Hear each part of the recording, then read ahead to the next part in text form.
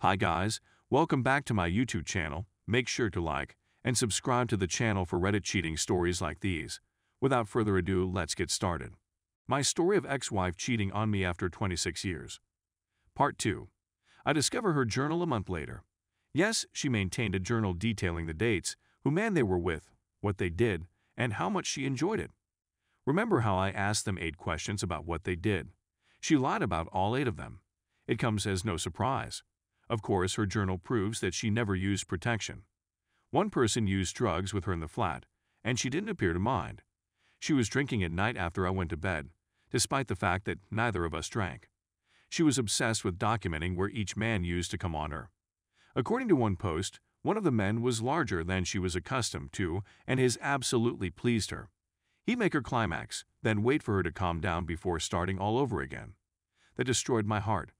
She is just concerned about her 26th year.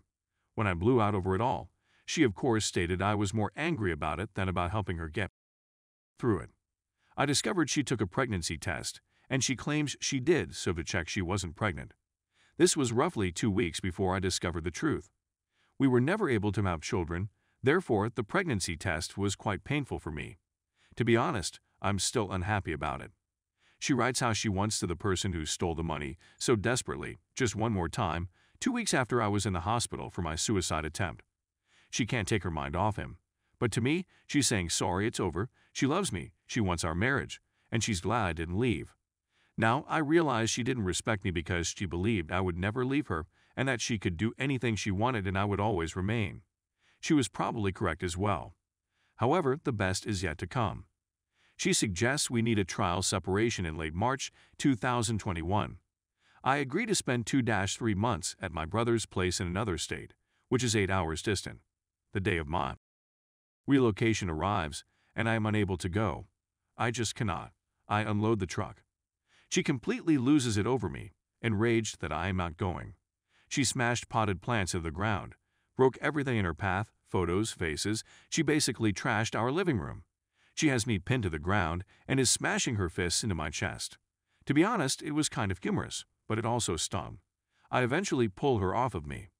I can see now that she was furious that I was staying and that I was going to interfere with her plans to cheat again, but I still believe she has stopped cheating and wants to be with me. She relaxes and says she'll be seeing her sister for a few hours. I really drove past an AP2's residence since I suspected she was there. However, I don't see her automobile. Everything seems to be okay the following day, Sunday. She suggests that you at least pay a visit to your brother for a few days and that this may be all that we need. I concur. The day before I leave, she starts but abruptly ends it.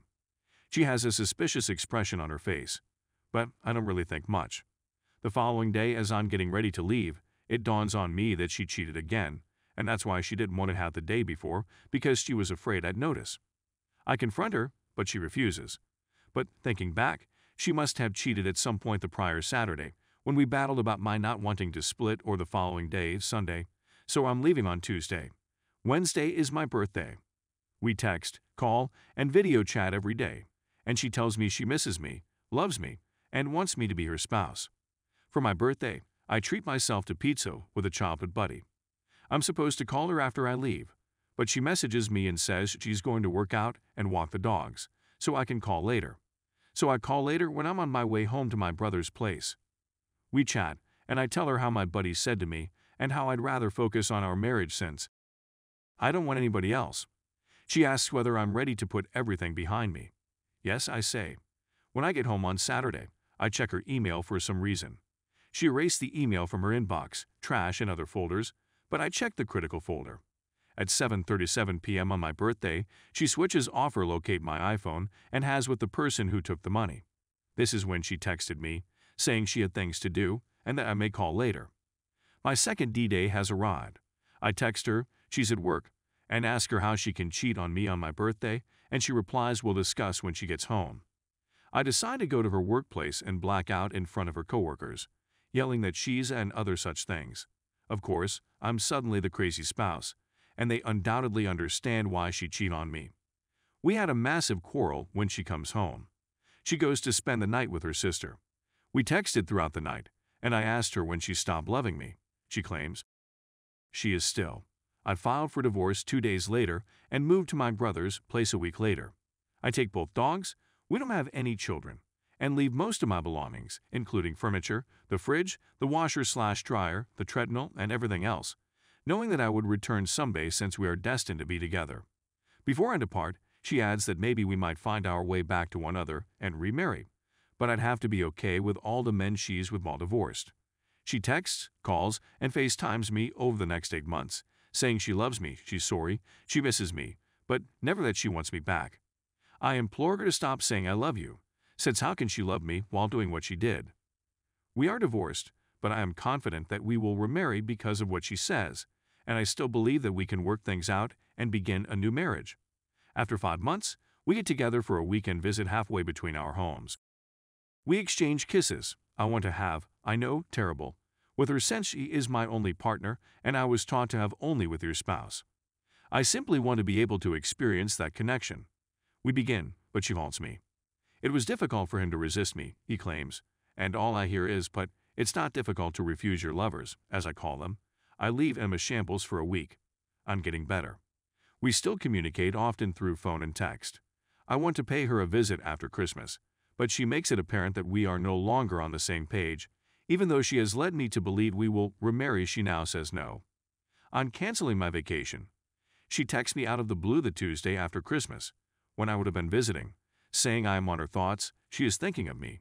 She isn't sure if we are talking but wanted to say hello. I choose to ignore her. I eventually return to Reddit and begin reading the posts. I finished Chump Lady's novel. My thinking flips. I suddenly discontinue all communication and feel certain that I will never speak to her again. After reading the book, I can see she did all the cheater things. She's not exceptional. She's simply simple, shallow, and placed the attention she gained before to our marriage before harming me. After 10 days, she contacts me again, stating she simply wants to say hello. I'm sure that's not everything. Then she contacts me a week later to see how I'm doing. She phoned me 2 days ago, but I ignored her. I know I should block her, but I can't right now. However, I haven't contacted her in 36 days.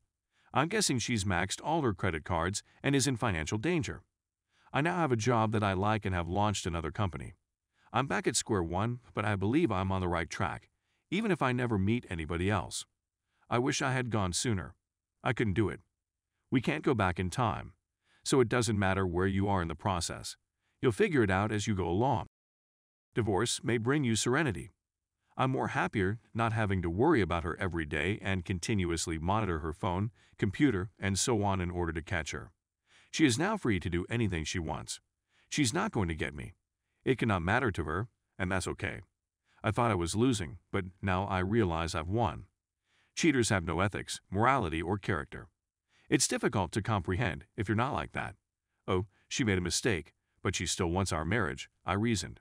She abandoned the marriage when she began flirting and eventually had affairs. I assumed we were on the same team, which is why I remained and waited for her to wake up and realize I'm exactly what she desires.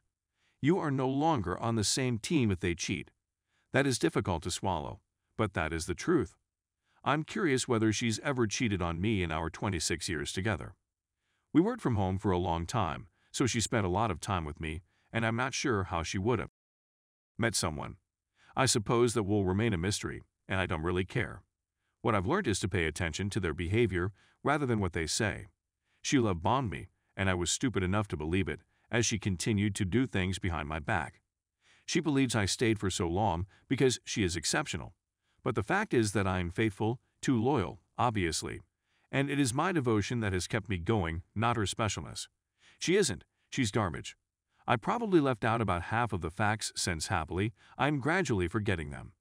The most difficult aspect was accepting that the most significant person in your life for the last 26 years was someone you didn't even know. Edit.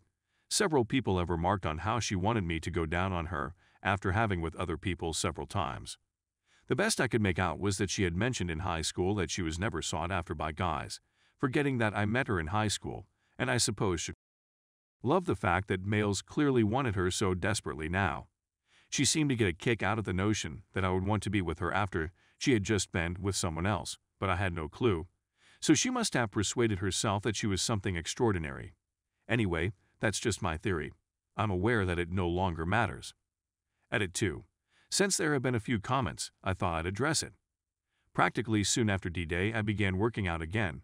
I had worked out almost daily for the first 20-plus years of our relationship, but when my depression began and I was on antidepressants, I stopped working out. So, out of the 100 pounds I acquired, I've already shed almost 80 pounds and am in terrific condition. I even got abs now because I discovered my ex-wife loved them. I know I should do it for myself, and now I am, but the fire that has been burning in me for a long is that she abandoned me when I was at my lowest mental and physical point, so I'm going to show her. I said that we met for a weekend visit 5 months after the divorce, and that my objective was to be in terrific condition by then, which I was. But now, I'm doing it for me. I don't even think about her anymore while I'm at the gym. She did contact me on our eldest dog's birthday 2 days ago. She stated she knows she doesn't have the right to ask, but could I give our dog a birthday kiss from her? I avoided eye contact and ignored her. I do want to thank everyone for their support. The comments mean the world to me, and I wish I would have came here on D-Day.